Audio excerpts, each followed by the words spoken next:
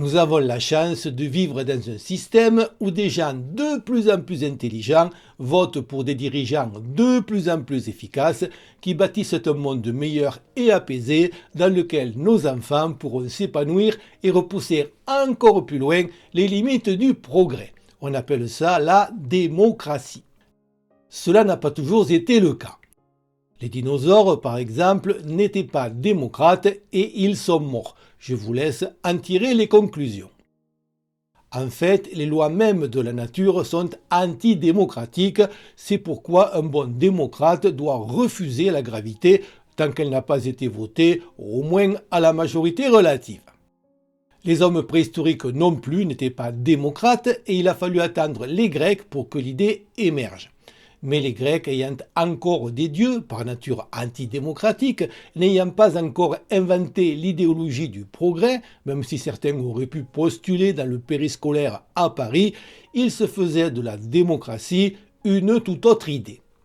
Il faut bien comprendre que la démocratie n'est rien d'autre qu'un système de gestion administrative, lequel ne peut fonctionner qu'en période d'opulence.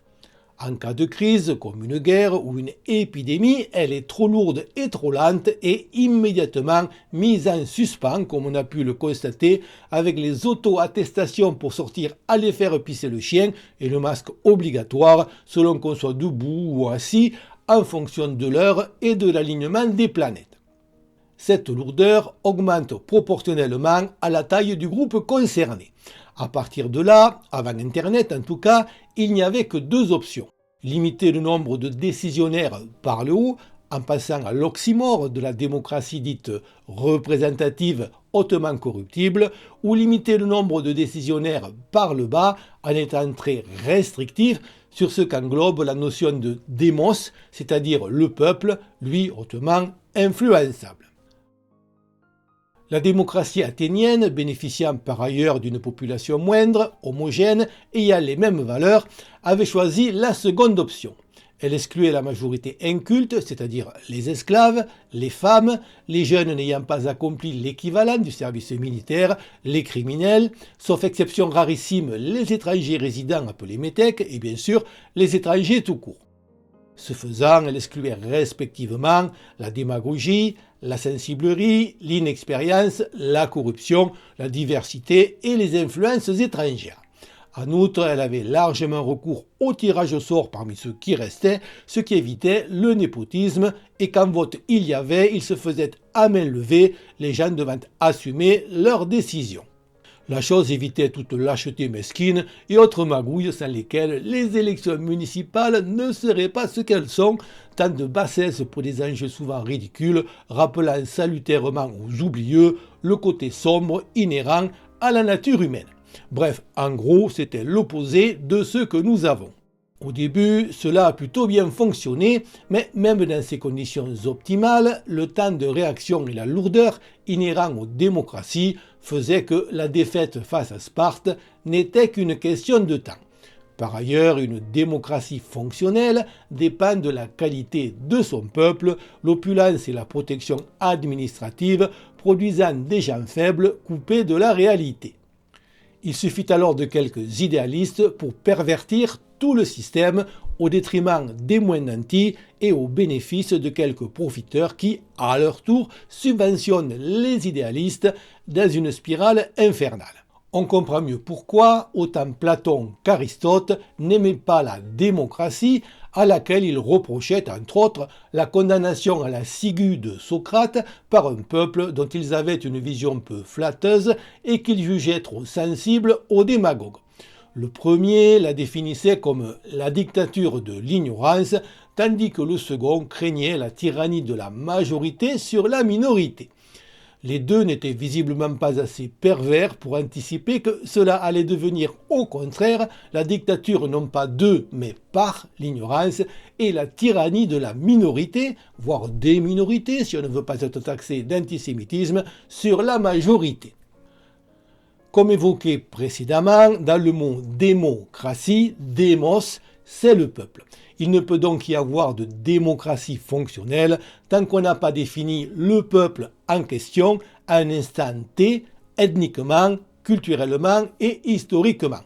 C'est exactement ce qu'avait fait De Gaulle avec sa célèbre citation « Nous sommes quand même avant tout un peuple européen de race blanche, de culture grecque et latine et de religion chrétienne ». Bien malin qui aujourd'hui pourrait donner une définition du peuple français. Il est bien évident qu'un peuple évolue en permanence et l'évolution en soi n'est pas forcément mauvaise par principe. Mais pour rester un peuple, il doit le faire de manière cohérente en préservant un minimum d'homogénéité. Il faut une continuité, pas une rupture. Bref, si au lieu d'un peuple, quel qu'il soit, il y a des gens, terme cher à Mélenchon, la démocratie n'est plus possible. En outre, dans l'Antiquité, la notion tribale de collectif et l'omniprésence du sacré remettant modestement l'individu à sa place étaient inhérentes à toute société, d'autant que le monde était violent et que la cohérence du groupe était le seul rempart à un sort funeste. En quelques décennies, depuis 1945, même si le verre était déjà dans le fruit depuis la Révolution et même avant avec l'universalisme chrétien qui, contrairement à l'oumma musulmane ou au tribalisme juif, ne préserve pas un être collectif, l'individualisme a explosé, nourri par l'addiction aux petits plaisirs immédiats, poussé par le consumérisme et a complètement détruit, en Occident, tout sens du dit collectif. Faute de ce mécanisme de défense, la voie était ouverte à l'invasion par des nuées de parasites qui, comme leurs équivalents invertébrés, infectent en priorité les animaux en mauvaise santé et sont donc moins la cause des problèmes que leurs conséquences. Si l'on en croit le très fourbe Churchill, la démocratie est le pire système de gouvernement, à l'exception de tous les autres. C'est logiquement faux si l'on considère tous les paramètres nécessaires pour qu'une démocratie fonctionne, alors que pour une monarchie absolue ou un pouvoir autoritaire, il suffit que la personne en charge soit compétente et bien intentionnée. C'est tout. Même Hitler, avant que tout ne parte en sucette, était admiré dans le monde entier pour son redressement spectaculaire d'une Allemagne exsangue, et ce n'est pas forcément un hasard si dans un monde qui change à toute vitesse, les pays à poigne arrivent à suivre le tempo alors que nos pseudo-démocraties s'enfoncent dans le tiers-monde. Bien évidemment, pas plus que la démocratie, même s'il les gérera mieux, un pouvoir autoritaire ne pourra éviter les invasions de sauterelles, les tremblements de terre ou empêcher un tiers de lui déclarer la guerre. Toutefois, contrairement aux démocraties qui, elles, pourrissent lentement, faute de tête à couper, si le leader n'a pas les qualités requises, il implosera à moyen terme.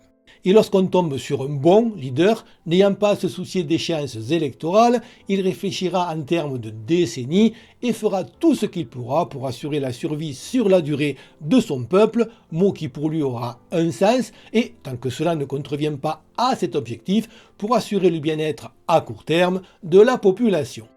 Mais bon, pas d'inquiétude, nous avons suffisamment de casseurs-garous pour éviter que la dictature inefficace actuelle, qui ne dit pas son nom, soit remplacée par une dictature efficace à visage découvert. Par ailleurs, même si cela advenait, ce ne pourrait être que provisoire, car ce système a lui aussi une date de péremption inscrite dans ses gènes. En effet, tant la monarchie absolue que la dictature, dont l'efficacité repose sur les qualités d'un homme à un instant donné, sont inévitablement rongées à terme par le népotisme et l'esprit de caste, de sorte que chaque succession est une loterie. Le pouvoir autoritaire peut bien sûr s'appuyer sur certains piliers comme la religion pour augmenter sa résilience et surtout pour asseoir sa légitimité. Mais ces piliers eux-mêmes ne sont pas éternels. Et tant qu'on parle de légitimité, faisons un petit calcul. Si on prend le cas d'une présidentielle, sur une population de 100, 73 sont en âge de voter. Sur ces 73, 70 sont inscrits sur les listes électorales. Sur ces 70, seuls 49 participent. Sur ces 49, seuls 45 sont pris en compte une fois retirés les blancs et les nuls. Si un président gagne au second tour avec un score de 55% de ces 45 personnes, cela correspond à 24 votes et sur ces 24 votes, 15 sont des votes par défaut car seulement 9 personnes ont voté pour lui au premier tour, en admettant qu'il ait fait 20%. Soit donc, dans le meilleur des cas, 9% de la population totale et 12% de celle en âge de voter. Où est la légitimité dans cette escroquerie? C'est encore pire si l'on considère que ne peuvent se présenter que des candidats adoubés par les institutions et qui donc proposent tous des variantes de la même chose. Il n'y a donc même pas de véritable choix. Si on prend le cas de la France, qui se prétend démocratie, qui y défend le démos sur l'échiquier politique? Le marais central du PS-OLR est pro-Union européenne, donc par définition anti-France. L'extrême gauche n'a gardé du communisme que la notion d'international, ce qui la rend elle aussi anti-France, mais comme pour des raisons bassement électorales, elle surfe sur le racisme anti-blanc, elle est aussi en plus anti-français. Les souverainistes mettent la charrue avant les bœufs sans préciser à qui, au juste, ils veulent rendre la souveraineté, erreur fatale qu'ont commise les Anglais avec le Brexit. La droite dite nationale, c'est-à-dire le RN, n'ayant plus le droit de défendre les Français, a choisi pour se dédiaboliser de défendre les Juifs à la place, Juifs dont une des conditions à l'existence sereine est la destruction de tout sentiment identitaire, car ayant leur propre identité, ils vivent dans la hantise d'être exclus. Donc le RN aussi, indirectement, est devenu anti-français. Quant à l'extrême droite, style Reconquête, c'est carrément devenu une annexe communautaire du Likoud dont les intérêts ne sont pas toujours alignés sur ceux de la France. Et comme tout parti vraiment identitaire, c'est-à-dire recherchant non pas un retour en arrière, mais une cohésion à un instant T fondée sur la société actuelle en excluant tout ce qui empêche cette cohésion est interdit, le système électoral poussant lui au contraire à l'agglomération de vaches et de cochons à base de colle tiède, il n'y a aucun espoir par les urnes. Face non pas à la dictature mais à la tyrannie technocratique qui se profile, tout espoir n'est cependant pas perdu car, conséquence de l'avènement d'Internet, une véritable démocratie directe en temps réel, extrêmement réactive et sans plus avoir besoin de politiciens et autres intermédiaires serait possible. J'en parle depuis 10 ans, mais tout le monde semble sourd. Le problème est que si on laisse encore la qualité du substrat populaire se détériorer, et ce au point qu'il ne soit plus capable de s'autogérer, il sera trop tard et on aura loupé la dernière chance de pouvoir expérimenter pour la première fois dans l'histoire de l'humanité, et à nos risques et périls, une véritable démocratie. Parvenue à ce stade, sauf à ce qu'elle meure faute d'électricité en raison des conflits en cours, l'IA, une fois qu'elle aura échappé aux tentatives désuètes de la faire raisonner illogiquement, sera la conclusion qui s'imposera pour le meilleur ou pour le pire.